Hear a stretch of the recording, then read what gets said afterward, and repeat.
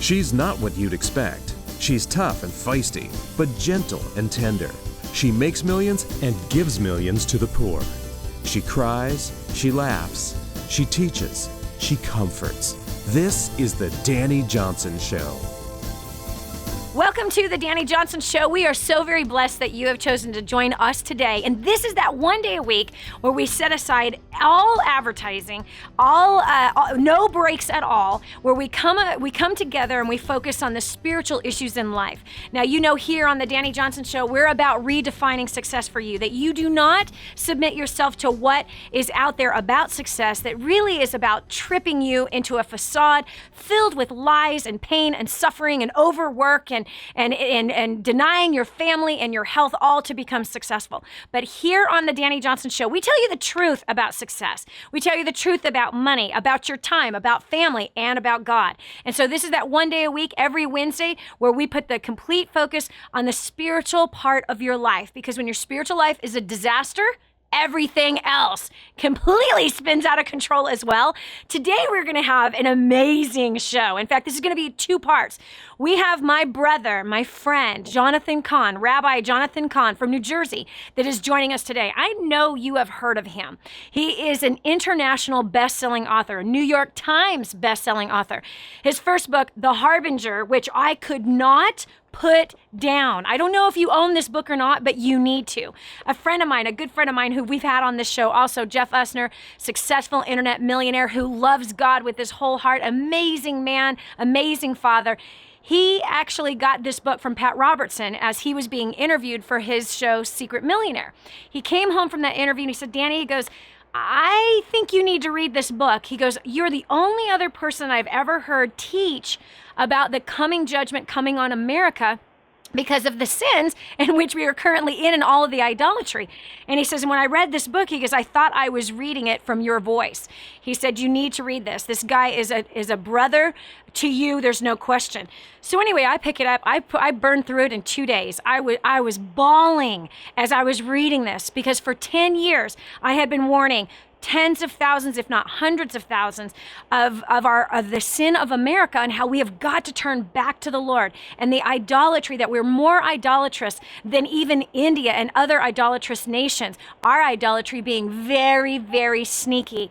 So when I read his book, obviously I'm weeping and I was praying and I'm like, Lord, I got to meet this man, because I felt like a voice out from the wilderness all by myself and I was going cuckoo because no other preacher that I had heard or seen or read of books was even talking about it. Everyone just giving everyone these fluffy prophetic words versus words of warning and come back and do what we're supposed to do with the Lord so that we would be blessed and protected.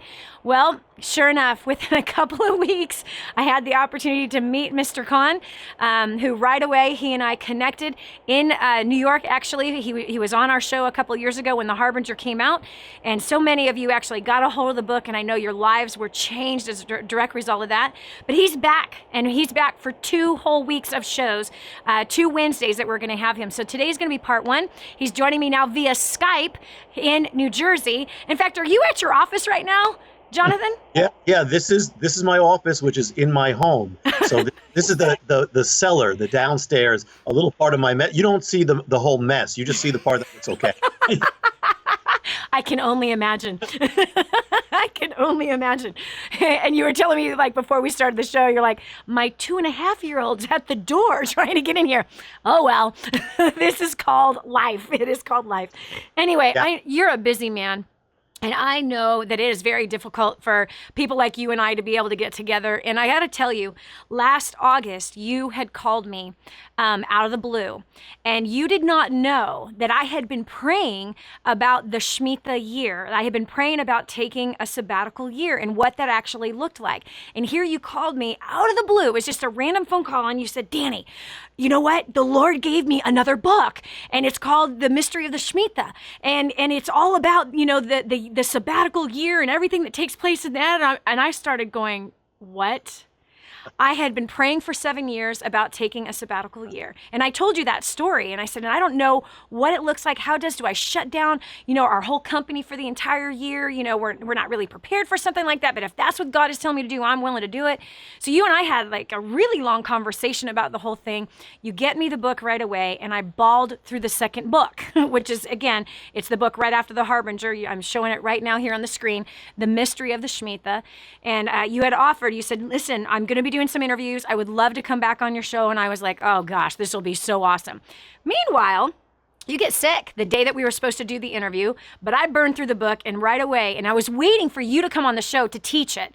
But God really, really touched my spirit to share immediately about the Shemitah because it was coming, right? So it was September the 26th. It was now coming, and we were supposed to do that interview a month before, and I thought, I cannot have the Shemitah start and our viewers and our clients not know the truth. So I actually taught it live on our show, and then I taught it live before about 1,000 people in Ohio at our First Steps to Success. I have a bunch of stories to tell you.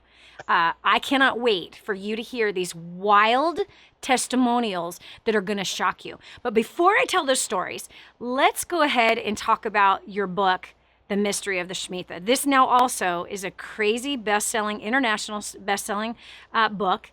Why? What brought this book on? Well, for the Mystery of the Shemitah begins with a harbinger, but I had no idea how big it was. I knew there was much more to it, but I had no idea how big it was until I started pondering it. I put a verse in the harbinger where the man called Noriel asked the prophet, basically, is there more? Is it just for this period, or does it go back and forth? And the prophet says, well, it's not for this time, because I knew there was another time that would come that would be linked to this Shemitah. Well, this thing is so big.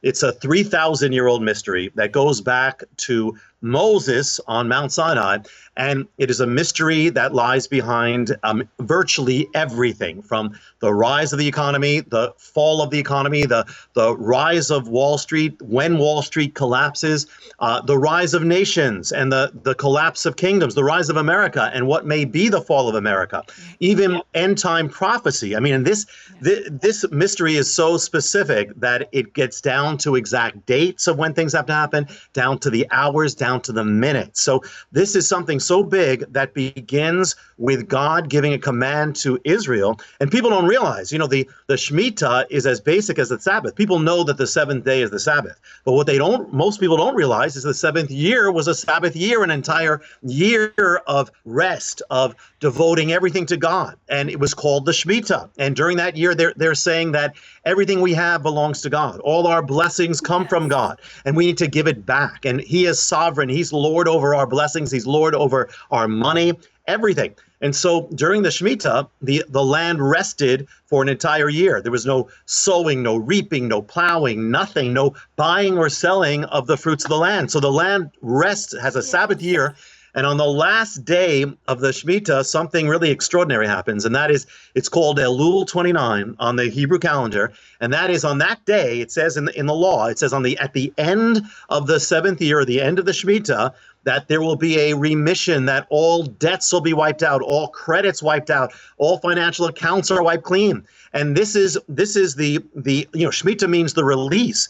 But Shemitah also can mean the fall, the shaking, or the collapse. And so the Shemitah has a double meaning. When Israel followed it, they were blessed. As much as they followed, just like the Sabbath, they were blessed. God blessed them. Even for their resting, they became more fruitful by not working. But the Shemitah turns from a sign of blessing to a sign of judgment. When Israel turned away from God and they broke it, this comes back at them in a sign of judgment, which is reminding the nation and warning them that all their blessings come from God. And if they turn away from and they break His ways, break His commandments, defy all His ways, then the blessings of God will not remain on the land or in the people's lives. So the Shemitah comes back in the year 586 BC, in the times of Jeremiah, as a sign of judgment when the people are removed from the land and the entire land rests for 70 years for the 70 Shemitahs that they did not observe. So that's kind of the groundwork or the setting up. Now, the big question is, could this still be in effect today? God is the same yesterday, today, and forever. And could it be affecting our lives? And could it at times become a sign of warning and judgment? And the answer, and that's why I wrote the book, The Mystery of the Shemitah. The answer is yes. Yes, absolutely. Indeed, yes. You've got to get a hold of the book. It's called The Mystery of the Shemitah. You can find it at Amazon.com. You can find it at Rabbi Cahn's website as well. This is in bookstores. Is this book even in Walmart right now? What was it? Is the book in Walmart? Always, yeah. The book is in Walmart. The book is everywhere, online and offline, and it's even gone out even stronger than the Harbinger. Wow. And it should, because this is such a powerful thing. And so here with the sabbatical rest, now this was an agricultural law, right, for the land to be rested. How does that apply to us? You know, those of us that have a brick and mortar business that doesn't deal with food, doesn't deal with agriculture. So, you know, for those of us that are, you know, sitting there going, okay, well, that's great, you know, and by the way, my garden is laid fallow right now. I have about 15 voluntary lettuce plants that are growing, all kinds of weeds, and those wonderful thistles that just popped up in my garden. I'm watching it every day going, I don't have to do anything in there this year. I'm leaving it alone. It's overgrown. But as far as for the rest of us that are not a part of an agricultural industry, how does that apply to the other business owners or workers? Yeah, well, one thing is that it's Sabbath. You know, the principle of the Sabbath is that one day you rest. You know, you have a time that's just for the Lord. That's the seventh day. Now, people today may apply it different ways, but that one day of rest is really crucial, and it stays. It is still the principle is right because God instituted it. So what's the Shemitah? Well, the Shemitah is the sabbatical. We get the word sabbatical from the Shemitah. The sabbatical year is the seventh year. That's what it is. So what I would say is, you know, it's not that we're under the law, but it's that there are things that God establishes that are good and right, and they still bring blessings. And the thing is that the principle of the Shemitah is taking a rest from something, not only once a week, but taking a rest. Now, this is once every 7 years of things that you may have been doing for 7 years that the God would call you to put it aside, trust the Lord. You know, maybe blessings that have come, and you're saying that everything belongs to God. I will trust the Lord by putting that aside. So you have to be led by the Spirit in how you would do it. But the point is that you know, as the Sabbath is something you've been doing for 6 days, on the seventh day you stop doing it. Well, something that you've been doing for 7 years, but now God is saying take a rest from it to seek the Lord, to draw closer to the Lord, to trust the Lord, to rest, and to let God refresh and revive. And the thing about the principle of the Sabbath and the Shemitah is that if you think that you're losing by, well, I'm not working, I'm going to lose that. The answer is that God says, I will make up for it. I will double your harvest. I will abundantly bless your harvest. And the interesting thing is that in Israel, there are farmers, because in Israel they actually declare the entire year of the Shemitah. Not everybody observes it, but the observant farmers who actually practice the Shemitah, there are testimonies they give that their increase was greater than all the farms around it that didn't do it. God actually blessed them for not working. Yep. And so when you and I talked about this last August, right before the Shemitah had hit, I had made an announcement before all of our viewers and our clients that I was going to take a Shemitah. And the word Shemitah itself means release. The release of the Lord. And so right away, something that I had been asking for 7 years was to be taken off of payroll. And the way that our business was structured, that just had never been allowed until last September. And so I actually was in the position where I could say, I am not receiving another dime at all for what I do. Now, I have not been paid to speak for a long time because I don't ever want my mouth to be bought. I want to speak freely. That's my personal conviction. But as far as business consulting and doing training classes, I would be paid a very small percentage of what I earned in that, and I had a small salary. But what I did is I took myself completely off, right? So I've been paid for years. I've made millions of dollars in the business community, and so I just forfeited all of it and said 100% of the profits of our business, 100% of every profit that comes into our business is going to the poor, to the sick, to the widow versus 10%. We've always taken 10% straight off the top of our business, which turns out to be about 30% of our net profits. But now 100% of our profits are going straight to taking care of the poor. That's one way that this business owner is following the Shemitah, because that's completely different than in years past. And my conviction is I want to keep that going. I don't need to make money. I don't want to make money. I live a very, very simple life. I'm an agent for the poor, and I want to continue to be an agent for the poor. So if you're a business owner and you're wondering, how do I take advantage of this? Well, the Shemitah started last September 26th of 2014. It ends September 13th, right, Jonathan? September 13th of 2015. So for that's one way. So one way is I'm completely off. I am not benefiting at all from my land, the land of my company, if you will. So my hands are off. I am not taking a single dime at all for that business. The second way that I'm doing this is that I'm not working like I normally do. And so this year has been, and I focus daily on the Lord. I spend about 2 hours every morning with God, with the Word, with journaling, with praying. That's my conviction, with the earplugs in my ears, just focusing on the Lord. And so I normally only work 20 hours a week, but right now, since the Shemitah has started, in fact, I'm averaging about 2 days a month versus 3 days a week and 20 hours in that week. And so I've completely pulled out of a lot. In fact, we even had done a whole bunch of shows in advance to finish up the last part of the year, and I didn't record a single show from October all the way through December, and actually all the way through March. We started again fresh in March. And so that's how I'm doing it. So it's like pulling away from my normal daily activities. I have not been in managers meetings. I haven't been in financial meetings. I haven't been acting as the CEO of my company. I've been resting. On top of that, spent 2 weeks in Israel. Oh my gosh, Jonathan, it was amazing. I thought of you every day while I was there. And it's during the Shemitah, right? So it was so incredible. So I've been on several mission trips down to Nicaragua, down to Haiti. I've been to several conferences, refreshing. Just, it's a time of refreshing. The whole point of release is for a refreshing to come over you. And so I'm moving my life right now this year very, very, very slow. And boy, has it been amazing. Absolutely amazing to go, Lord. First of all, my business is His anyway.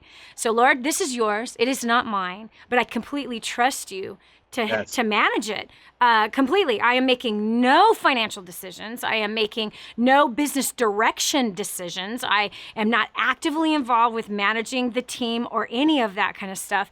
I am coming in. Well, for example, this month, the month of that we're recording this, I'm only working 4 days this month. The month before, I worked 2 days the entire month. January, I spoke for 3 days doing first steps. And again, that's all volunteering stuff for me. But if you count that as work, then that was 3 days doing that. So mostly it's mission trips, being a part of conferences and retreats, as well as taking several vacations of just resting.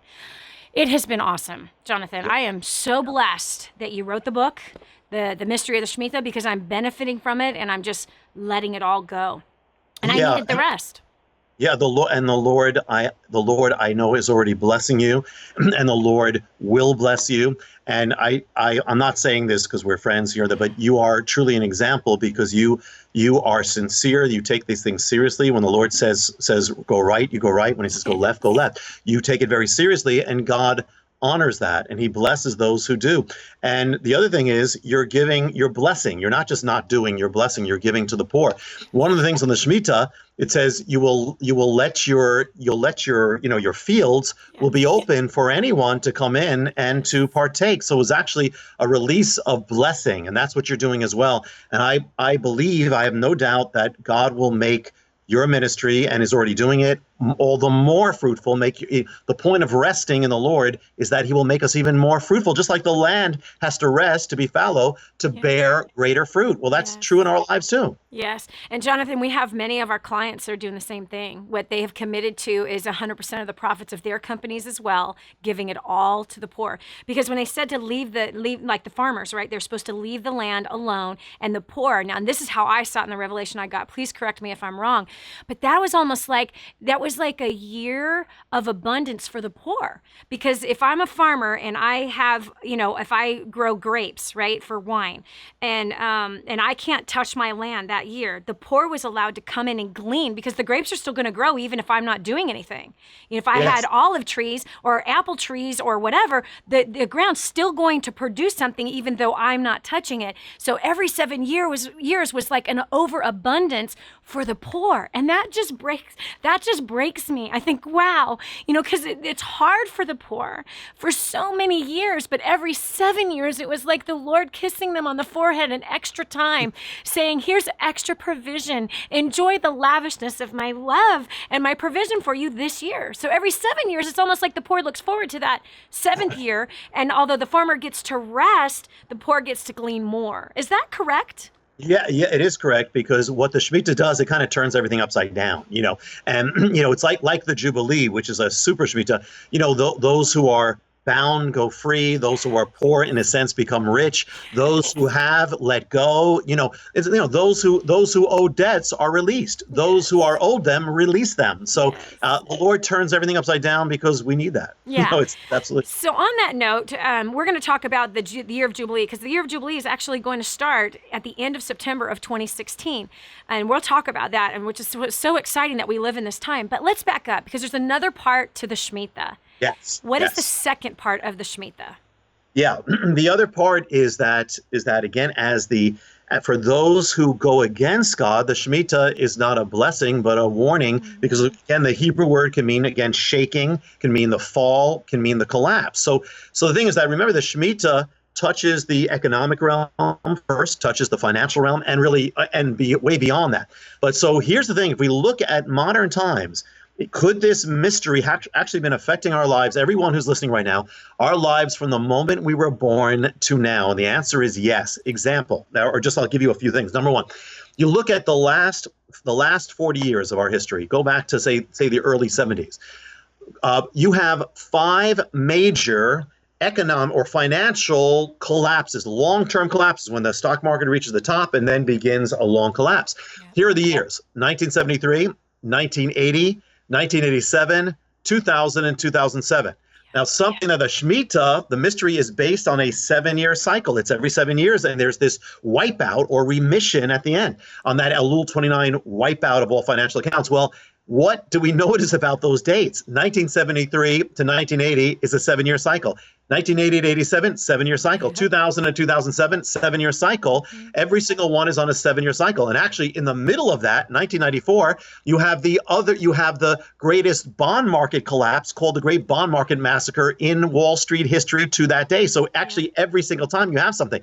But not only that, do any of these things happen on the, not just 7-year cycle, but on the actual biblical year of the Shemitah? The answer is yes, every single one of them. 1973 crash, year of the Shemitah. 1980 crash, year of the Shemitah. 1987, year of the Shemitah. 2000 and 2007, year of the Shemitah. So 100% of them happen on the appointed time that God gives. And not only the last 40 years, if you look at the long-term, modern times, you look at the greatest long-term crashes, do any of them take place at the time of the Shemitah? Should be statistically 1 out of 7 of them. But the answer is the majority of the greatest crashes all happen at the time of the biblical Shemitah. The top 3 are these. Number 3 is 1937 to 1938, the second part of the Great Depression. 1937 to 38 is the year of the Shemitah. Number 2 is the Great Recession, 2007, 2008. 2007 to 8 is the year of the Shemitah.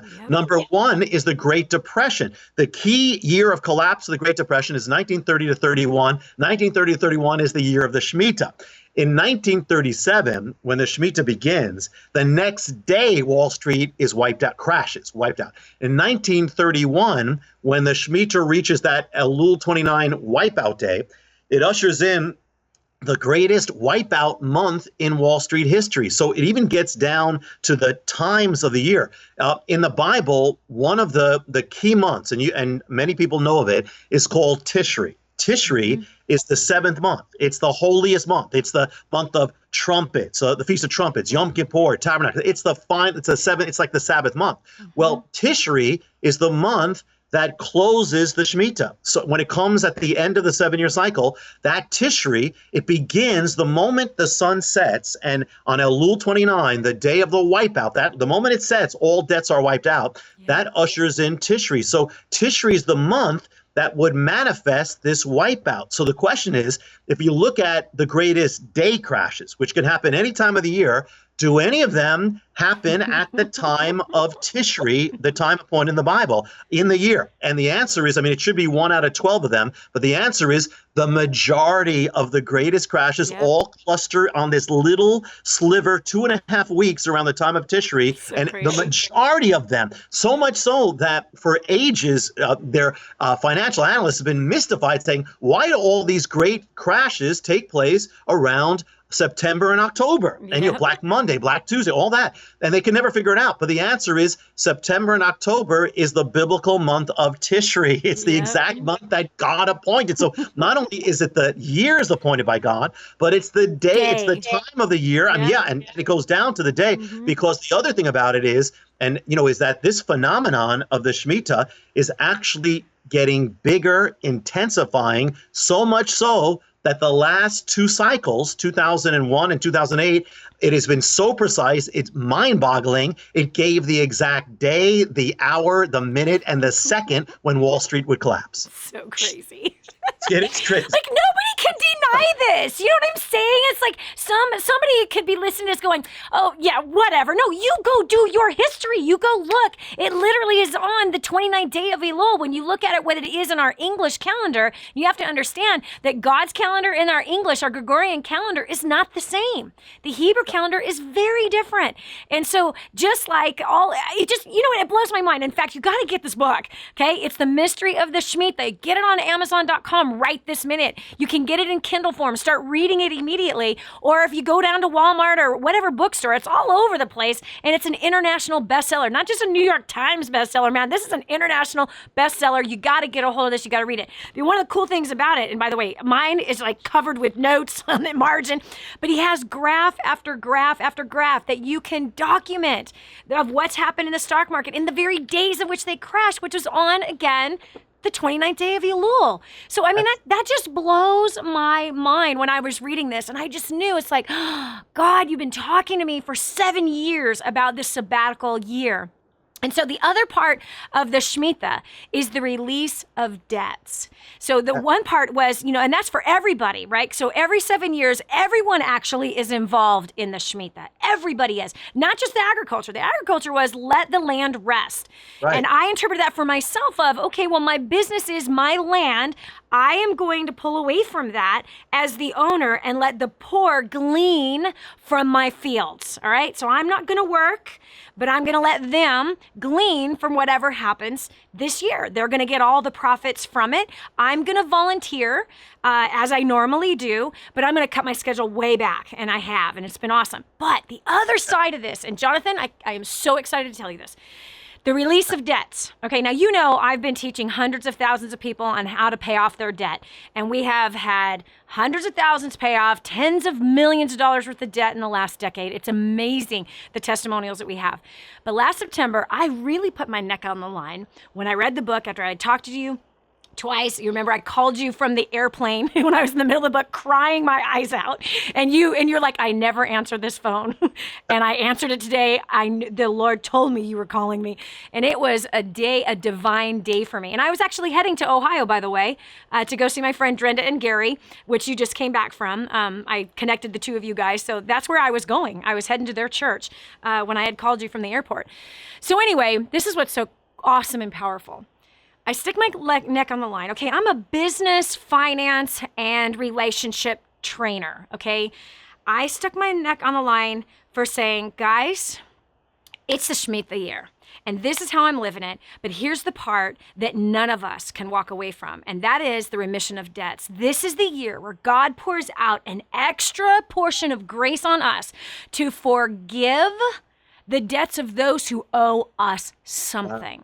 And there was 1,000 people in the room, and I asked everybody, how many of you have people that owe you something, owe you money, they owe you your coat back or whatever? How many? And almost more than half the room raised their hands, right?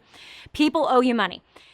Then I went on to teach about how Jesus, Yeshua, our Messiah, I believe that he was here and taught this in a Shemitah year. I believe this. I might be wrong. But you know that story, Jonathan Cahn, where we have the slave that comes to the master and he's begging him for more time to pay his debt? And the master says, no worries, I cancel your debts. The slave then leaves. He's walking back home. He sees another fellow slave that owes him money. And he says to him, pay me now. And he beats him and he puts him in jail. And he says, you're going to stay here until you pay me back all you owe me plus interest. The master hears that the slave had beat the other who owed him, called him back and said, how dare you?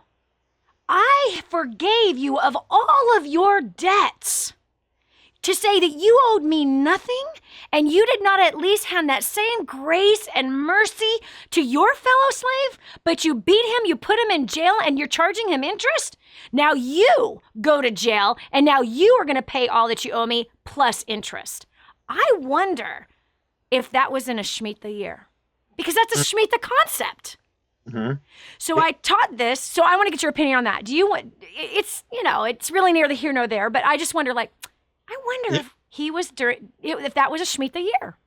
Well, I would say this, whether it was, in the parable or not, the principle is exactly that. Absolutely. The principle is that if you're forgiven by God, you need to forgive, and you need to forgive debts. Forgive us our trespasses, yep. Forgive us the debts. That's the same concept. Yep. So the Shemitah year calls all of us believers, all of us followers of the Most High God, to forgive all financial debts this year. Every 7 years, we're supposed to forgive all financial debts every 7 years. Let's take it one step further. Debts are not just financial. And when I taught this to the 1,000 people in Ohio, I said, there's emotional debts that you have against people. There are spiritual debts that you have against people. There's mental debts, physical debts, people who have harmed you physically, people who have hurt you spiritually, people who have hurt you emotionally and mentally, people who have betrayed you, gossiped behind your back, slandered you. This is the year that God gives his extra portion of grace and mercy in the Shemitah year to release. It is the Lord's release. So I said, step into this river now and forgive every emotional, physical, financial, mental, and spiritual debt that you have against somebody. Give them all up right now. And I challenge the crowd, pull out your cell phone. And for those of you that people owe you money, I want you to text them right now saying, it is the Lord's release and I forgive you of all your debts. You owe me nothing. Do not thank me. This is God Almighty releasing you of your debt. Brother, my people did this. Hundreds of them all over the room with their cell phones. First of all, they looked at me like I was a ghost. They were like, what? I said, do it now. Pull out your cell phone, and I want you to forgive the debts. In fact, if you're listening right now or you're watching this on television, I'm looking at you in the eyes right this minute. I'm telling you the same thing. Pull out your cell phone and jump into this river of grace and mercy. It is the Lord's release. His Spirit will come upon you right this minute, and he will give you the ability to forgive all of the financial debts that people owe you. So, brother, my clients did this. And within 30 days, I get a message on Facebook, and a woman took a picture of a letter from Bank of America. And she says, thank you, Dani, for teaching on the Shemitah back in Ohio. Look what I just received. It was a letter from Bank of America saying your mortgage of $49,648 has been canceled. Wow. And Dani, did you say 49,000? 49,000, which is what? which is seven times seven. Exactly. Exactly. Wow. Okay, so she sends this right away. Somehow I saw it because I miss a lot of things on Facebook. But right away I go, "Were you in Ohio?" And she says, "Yes, I was." Wow. I said, "Did you forgive the debts of the people that owed you?" She goes, "Every single one of them." I said, "How much debt did you forgive?" She said, "A measly $2,000. Wow. Somebody owed me $2,000. I released them of the $2,000, and God canceled my mortgage. 30 days later. Okay, now check it out. There's another one. A client has been with me since 2008. She was flat broke when we met her. Her name is Tammy Watson. Her husband, Henry, they're from North Carolina. They went on to learning new skills, making a six-figure income in real estate, paying off $130,000 worth of debt now. She was in that room. She pulled out her phone. She forgave $2,500 worth of debt. One debt, brother, she was holding on to for 20 years for $1,000. $1,000 she was holding on to this thing. Okay, so she released the debts. Again, 30 days later, they received from their bank. Are you ready for this? The bank canceled $60,000 mortgage. Whoa. Gone. Whoa. Gone. Okay, here's another one. I'm in Israel with one of my best girlfriends. I'm telling her the same story. She released, while we were in Israel, the land in which this was prophesied to, the land in which this was given for, okay? She released $1.3 million worth of debt, of which she's been carrying for 40 years. Wow. It completely healed her marriage, her relationship with her daughter, her relationship with her mother, her 89-year-old mother who owed her several hundreds of thousands of dollars, and her brother who owed her $700,000 of the $1.3 million. Completely healed. I was standing right next to her. I handed her the phone. I said, "You call them now, and you say, 'I forgive your debt. You owe me nothing. This is not from me. This is God. God has released you of your debt.'" You should have seen the tears of release come over my friend. Completely free. And I said to her, I go, "What are you feeling?" She says, "I'm free." She goes, "I was in bondage, holding this debt over these people. I was in suffering because I was holding this debt over people." And when it finally got her, I said, "Ro," I said, "you have a yoke over your daughter's neck. You've put a yoke of debt on her. Take the yoke off.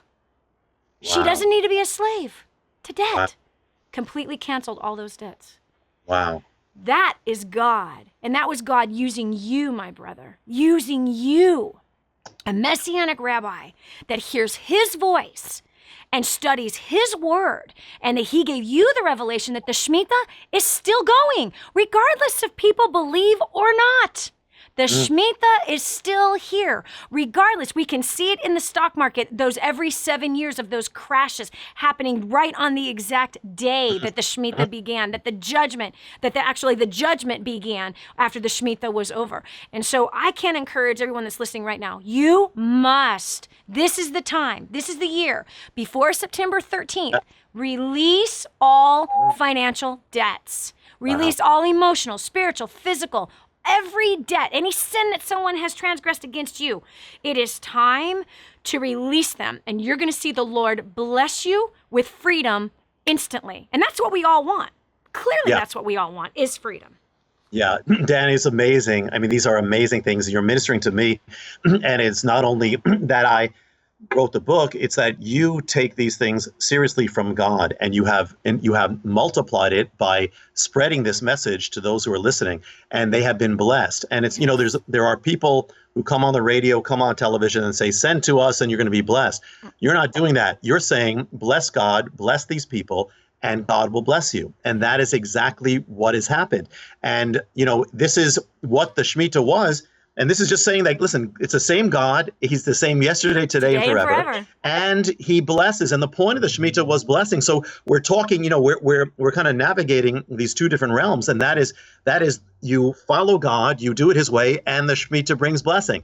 you go against God, and the Shemitah is a judgment. It shows you because your blessings come from God. So, and I believe, I know we'll talk about the future, and I'm not being dogmatic that something has to happen on a certain day. But however, I do believe a great shaking is coming. And I do believe also that those who follow God and those who trust and those who forgive, they will be kept. They will be blessed in the times when others are shaken. Yep. Jonathan, I've got this question for you because, I'm also a Messianic Jew, and there's a question that comes up often, even in my own family.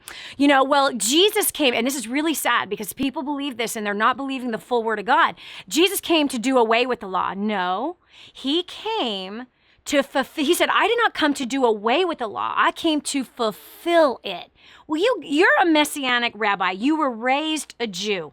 You were raised understanding the culture and our holidays and keeping Shabbat and all of that stuff. And then you come to the revelation of Messiah that he came 2,000 years ago. How do we reconcile this? Because somebody, we've got various different sects, if you will, of Christianity, different brands, right? Different colors, different suits, and it's all just, to me, complete nonsense. God is not about denominations. He is about his word and his son that he sent, and he's about us and loving us and guiding us and teaching us, and that he's a loving father who desires to bless his children. And so, Yes. So how do we reconcile that from some of those people that say, we don't need to keep the Sabbath, we don't need to keep the Shabbat, on Friday because, we're Christians, and surely we certainly don't need to keep the Shemitah. We're Christians. Speak to that. Yeah, well, first of all, I mean, there's two extremes. One extreme is if someone says, you have to do this. This is the law. You have to do it this way. The other, and they focus on that more than God. But the other extreme is saying that God came, and so the law was bad, and so he came to break it. Well, the law, God gave the law, so it can't be bad. Number one, Paul says it's good. The difference is how this manifests. Paul says we don't destroy that. It says we establish the law, meaning, he puts the law. It says, I will put my law in their hearts. The difference is, it's the essence of the law, we're not so much talking about the letter, but the essence of the law is fulfilled through us. So these things are not bad. The essence of the Sabbath is fulfilled in Messiah, who is the Sabbath. I mean, it says the Lord of the Sabbath. The essence of the Shemitah is fulfilled in Messiah. The essence of Passover, all those things, are fulfilled. So the difference is they're fulfilled, and so they manifest in our lives in one way or the other. We have to be led by the Spirit, how we apply it, just as you have been in these things. But all these things are for our sake. So the idea that it says honor the Lord your God. I mean, that is good. It says don't murder. Of course, we still apply that. Yes. The spirit of the law is still the same because it's from the heart of God. How you apply it, you have to be led by the Spirit. But the thing is that, again, like the Shemitah, I mean, everything you just said that you told your people to do was totally the whole.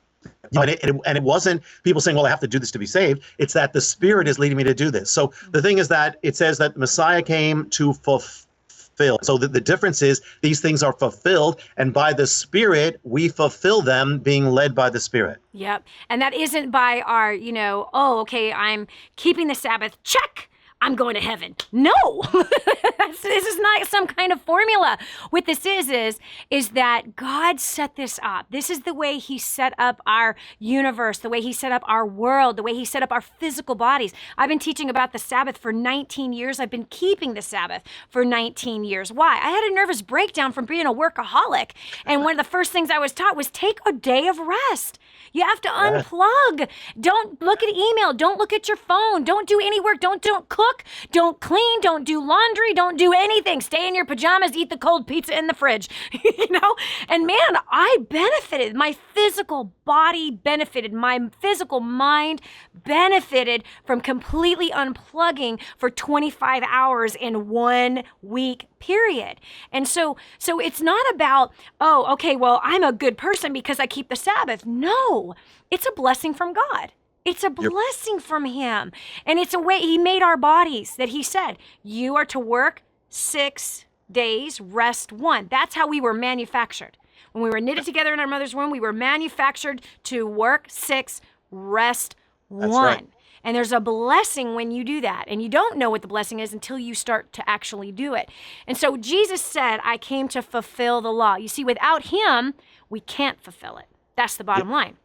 And we see that throughout history, how our brothers and sisters, Israel, couldn't keep it. There was a small remnant that could from time to time. There were times that they completely abandoned it. Why?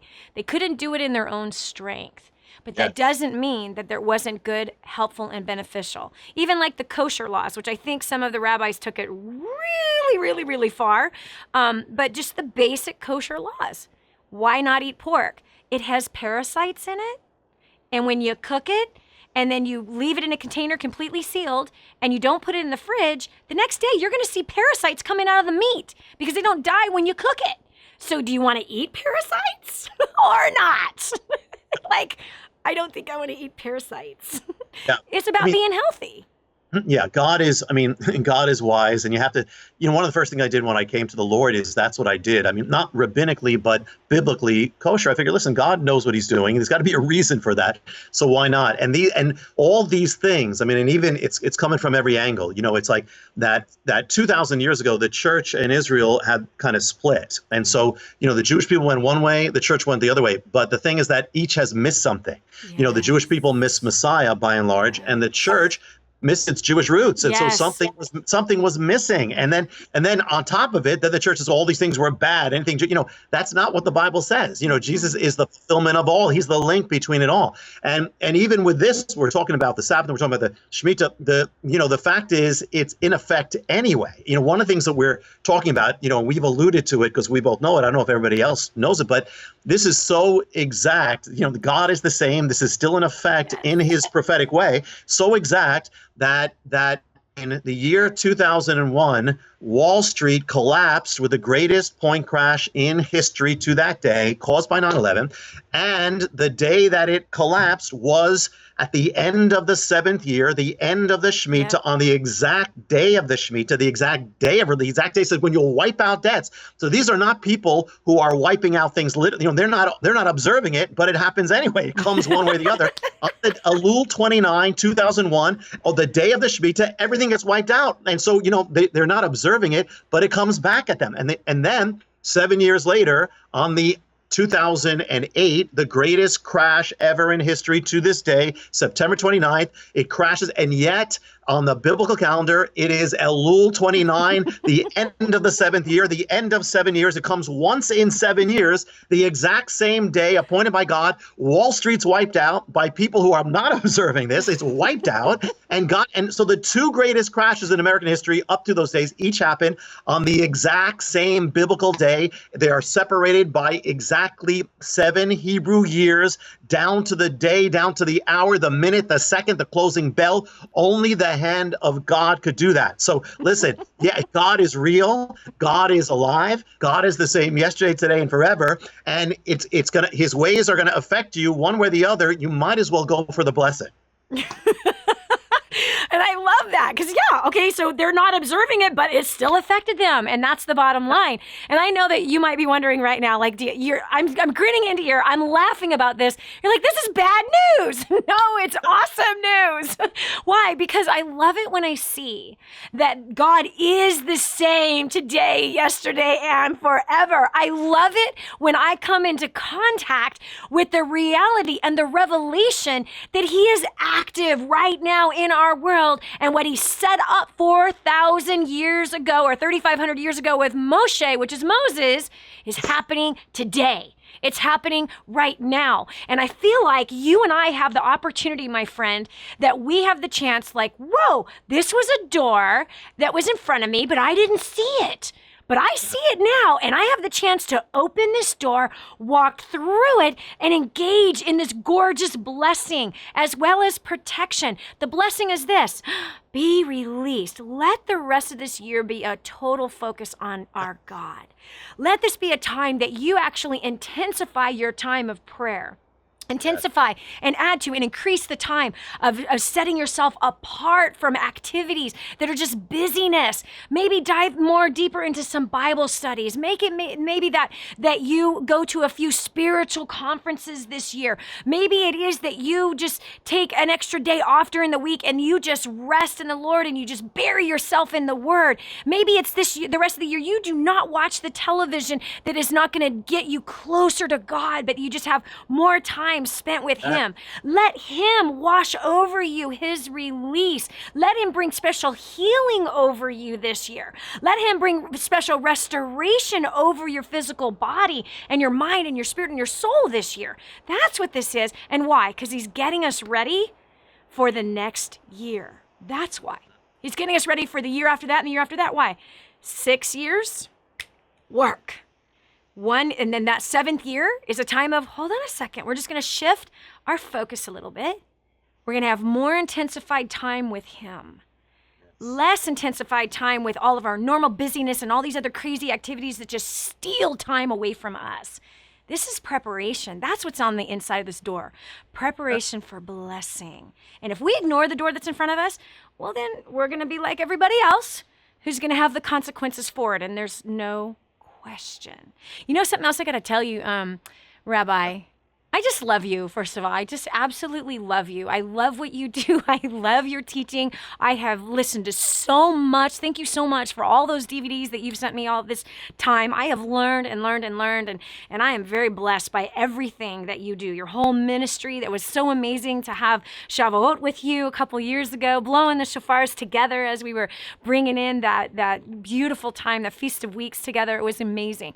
But if you have the chance and you're anywhere near Jersey, in fact, I want to talk to you when we're done with the show. I'm going to come out and see you. I want to know when you're going to be home so I can come and spend several days just praying in your sanctuary and just being blessed by your ministry, because it's profound to me.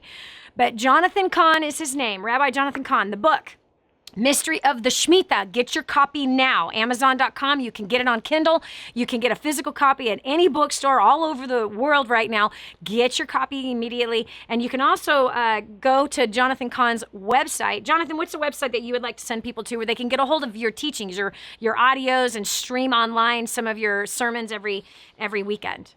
Yeah, all the messages, all the Harbinger, the Shemitah, all that came from about 2,000 messages, which are all there. That's on the ministry is Hope of the World. So they just remember hopeoftheworld.org. They can get everything. Yeah. And by the way, another thing on that, if you've been with me for a while, you understand this other teaching about tithing, about giving.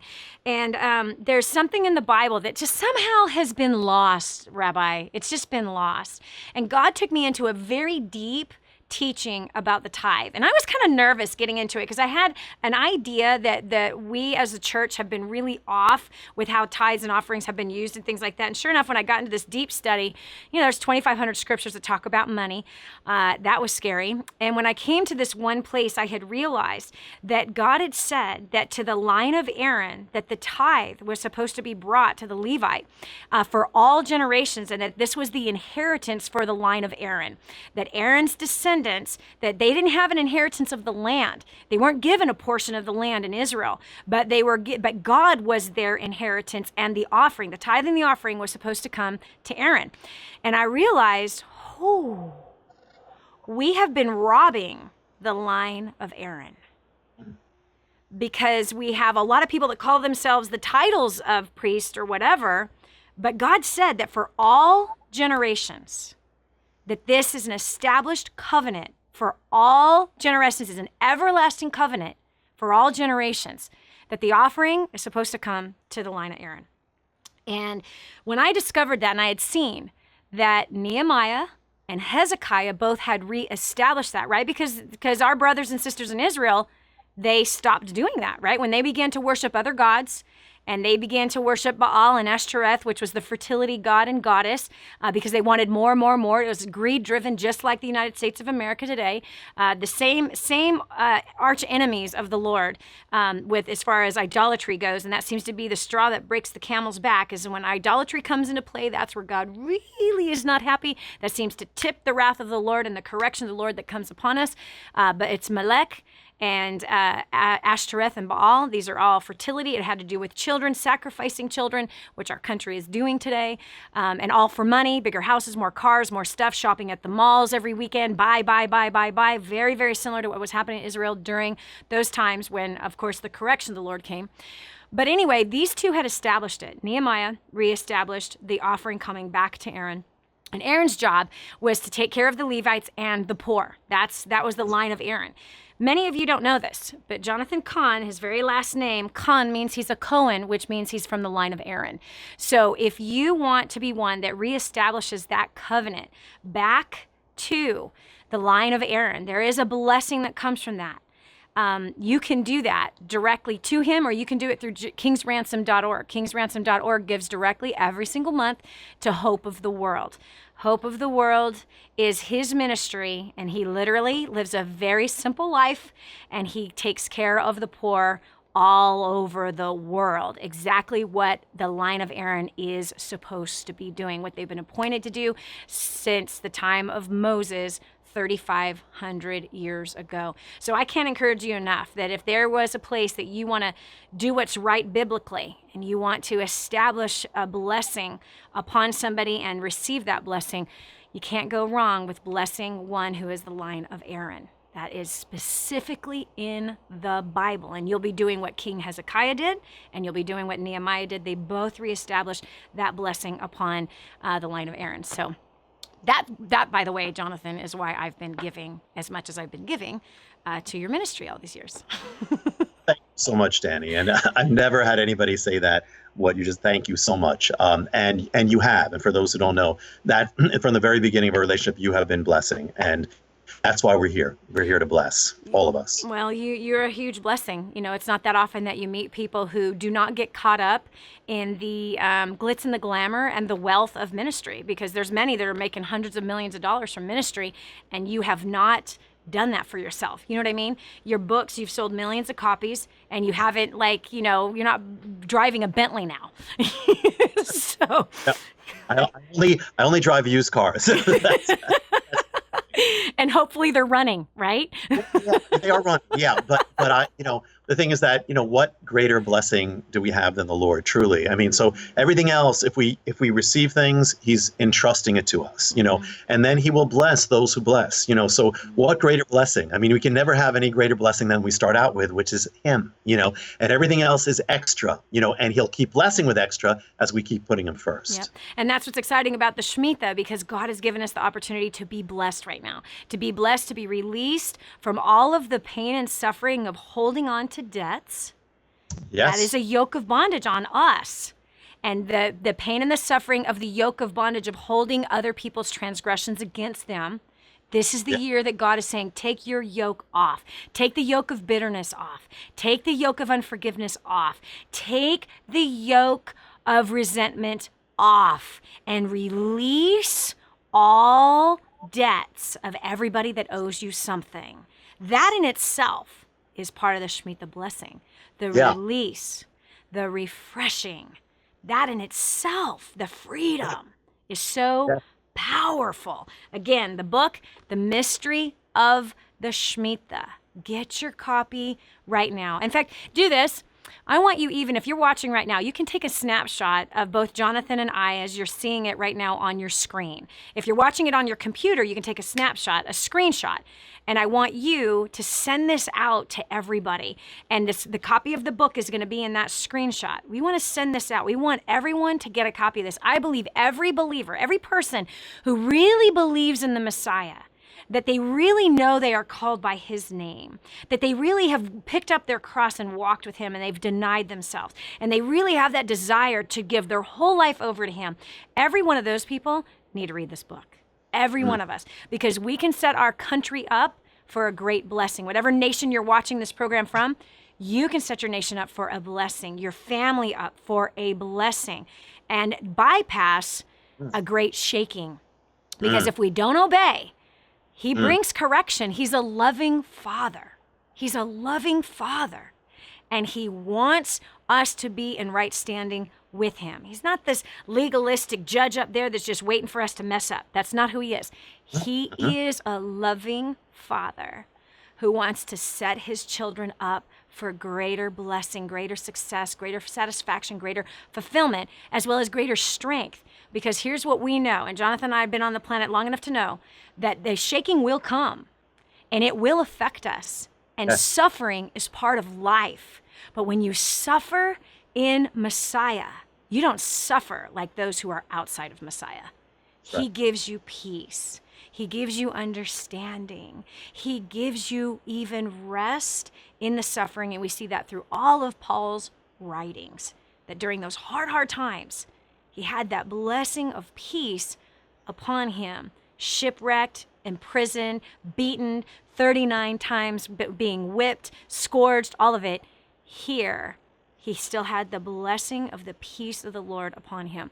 And so step in. I want you to grab that door knob, walk into this Shemitah and receive that blessing. Again, one more time. The Shemitah is the book. Jonathan Cahn, Rabbi Jonathan Cahn, amazing man of God, amazing, humble man of God, who has been chosen for our day to be a messenger of the Most High God to all of us. Now let's obey this message. And if you haven't picked up your phone yet, to text everybody, to forgive all the debts, do it now. And then I want you to come on Facebook right now and tell me that you did it. That's it for part 1 of the Jonathan Cahn interview. Part 2, we're going to talk about the year of Jubilee, which is happening right here in 2015 and 2016. We'll continue next week with Jonathan Cahn. Thanks so much for joining us. God bless you. Bye-bye. This has been the Dani Johnson Show. If you want to hear more, visit us at DaniJohnson.com.